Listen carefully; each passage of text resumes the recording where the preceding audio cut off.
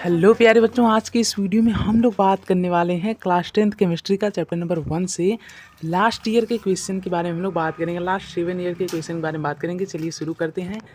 देखिए, तो हमारा पहला क्वेश्चन है, ये पूछा गया था 2012 में यानी 2012 में। इसका आंसर यहाँ पे दिया गया है। देखिए, क्वेश्चन था a reddish brown coloured metal used in electric wires, मतलब कि एक ऐसा मेटल है जो कि इलेक्ट्रिक वायर में यूज होता है और वो रेडिश ब्राउन कलर का है, यानी कि आप लोग समझ ही गए होंगे वो कॉपर है। When powdered and heated strongly in an open china dish, it color turn black। अब तो श्योर हो गए होंगे, कॉपर ऑक्साइड का जब फॉर्मेशन होता है तो किस में बदल जाता है? ब्लैक में बदल जाता है। ठीक है, अब इसके बाद क्या होता है? When hydrogen gas is pass through this black substance it regain original colour. जब हाइड्रोजन गैस इसमें से पास की जाती है तो ये अपना कलर फिर से गेन कर लेता है, मतलब कि फिर से रेडिश ब्राउन कलर का हो जाता है। ठीक है, based on the above information answer following question. पहला, name the metal and the black colour compound. तो ब्लैक कलर क्या होगा? Substance copper oxide. मेटल क्या है? कॉपर है। ठीक, right the balanced chemical equation for both the equation. तो उसका जो बैलेंस्ड केमिकल इक्वेशन है वो ये है। देखिए, उसका बैलेंस केमिकल इक्वेशन यही है। ठीक है, तो पहला हमारा बैलेंस वाला ये है और दूसरा हमारा ये है। ठीक है, तो मुझे उम्मीद आप लोग को समझ में आ गया होगा। ये पूछा गया था क्वेश्चन। अब बढ़ते हैं अगले क्वेश्चन की तरफ। देखिए, ये क्वेश्चन है, what is redox reaction, identifying the substance oxidised and substance reduced in the. मतलब कि यहाँ पे आपको दो इक्वेशन दिया गया है। इसमें आपको सब्सटेंस ऑक्सीडाइज्ड, ऐसी सब्सटेंस को ढूंढना है जो ऑक्सीडाइज हुई हो, और ऐसी सब्सटेंस को ढूंढना है जो क्या हुई हो? रिड्यूस हुई हो। ठीक है, किस इक्वेशन में? हमें इस इक्वेशन में ढूंढना है।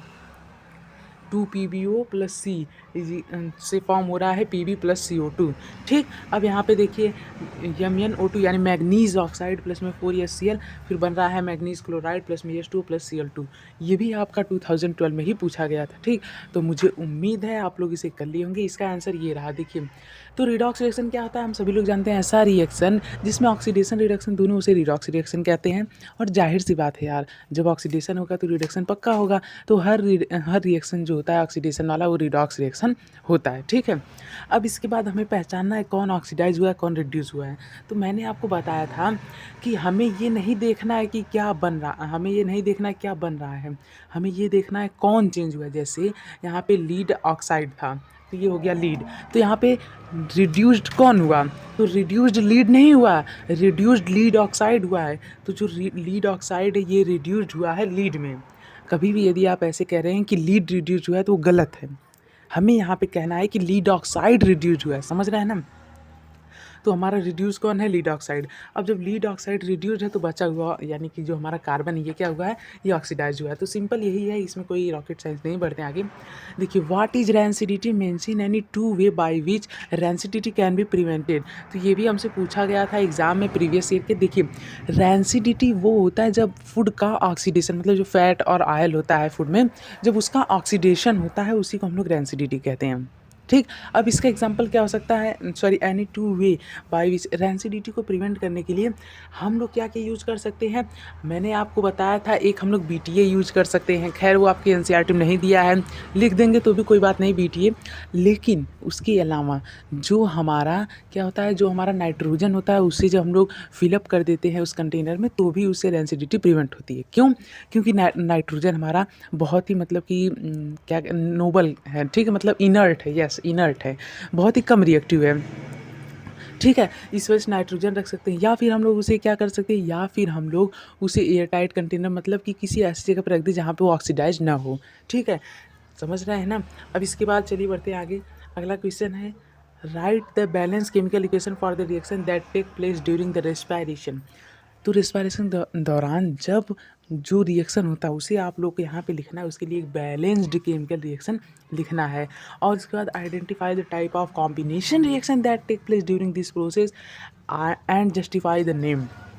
Give one more example of this type of reaction. तो देखिए, हमारा जो रिएक्शन होता है वो ये होता है, कब होता है? रिस्पायरेशन के दौरान।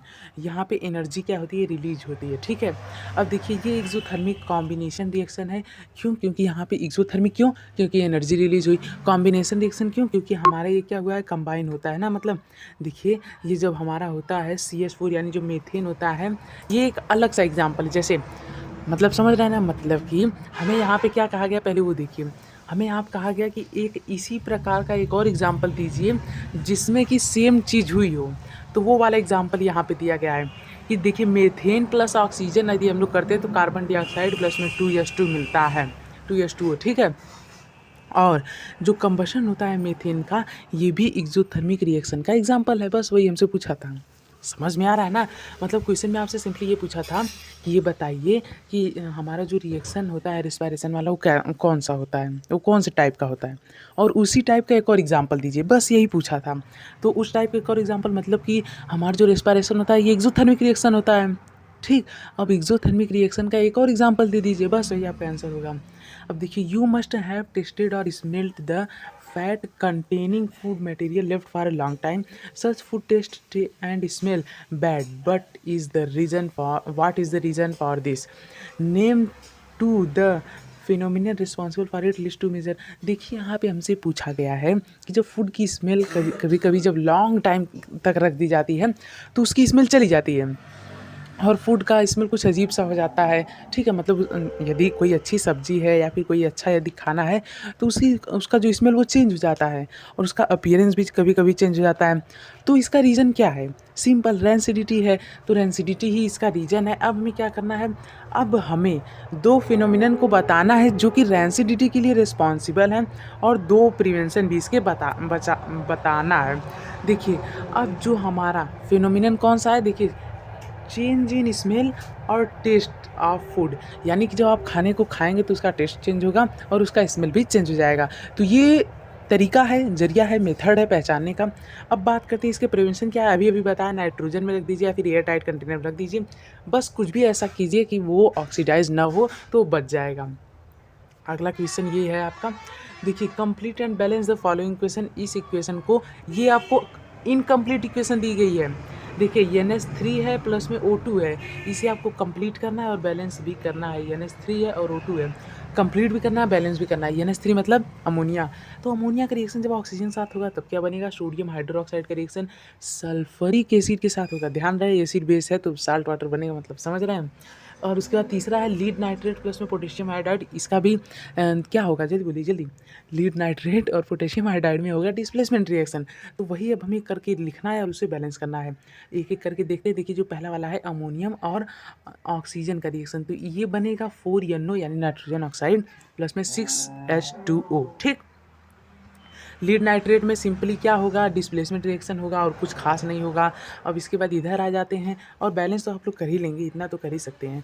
अब देखिए, जो सोडियम हाइड्रोक्साइड है, क्या है, सोडियम हाइड्रोक्साइड है, और जो H2SO4 इसका रिएक्शन होगा तो क्या बनेगा, साल्ट प्लस वाटर। साल्ट ये है, वाटर ये है, ख़त्म। बस यही था क्वेश्चन। बढ़ते हैं अगले क्वेश्चन तरफ। तो यही है क्वेश्चन लास्ट। तो चलिए बस इतना ही, अब मिलते हैं अगले वीडियो में। तो यदि आप लोग यहाँ तक आ चुके हैं, चैनल को सब्सक्राइब कर लीजिए। और अभी पार्ट 2 भी बाकी है, इतना ही क्वेश्चन नहीं आए हैं लास्ट 7 ईयर में। अभी बहुत ज़्यादा वीडियो लंबी हो जाती तो आप लोग बोर होने लगते, इसीलिए बाकी के जो क्वेश्चन है वो अगले वीडियो में, अगले वीडियो की लिंक डिस्क्रिप्शन में दी गई है, ठीक। थैंक यू, जय हिंद, जय भारत।